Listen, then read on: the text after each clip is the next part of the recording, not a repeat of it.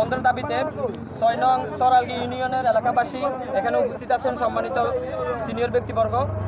আজকে আমরা এখানে দাঁড়িয়েছি একটি কারণে, আমরা সুস্থ সুন্দর জীবনযাপন চাই। আমাদের এই এলাকার যে শিক্ষার্থীরা আছে তারা ঠিকমতো স্কুলে যাতায়াত করতে পারে না। যে গাড়িগুলা ট্রাকগুলো ইট পরিবহন করে তাদের বেপরোয়া গতির কারণে আমরা নানা সময় বিভিন্ন মিডিয়া নিউজ পত্রিকা দেখেছি যে অনেক স্টুডেন্ট মারা গেছে, অনেক স্টুডেন্টের ক্ষয়ক্ষতি হয়েছে। ইতিমধ্যে আপনারা সিনিয়র ব্যক্তিবর্গের কথা শুনেছেন। আমি যতটুকু জানি হাইকোর্ট রুল জারি করছে। হাইকোর্ট যেহেতু রুল জারি করছে তার মানে এখানে একটা জিনিস স্পষ্ট যে সিলগালা পর্যন্ত করে দেওয়া হয়েছে প্রশাসনের পক্ষ থেকে, সিলগালা ভেঙে দিয়েছে। তার মানে এখানে বুঝতে হবে যে প্রশাসনের গাফিলতি আছে। আমার একটাই কথা যে প্রশাসনের উপরে কারা আছে, হাইকোর্টের উপরে কারা আছে।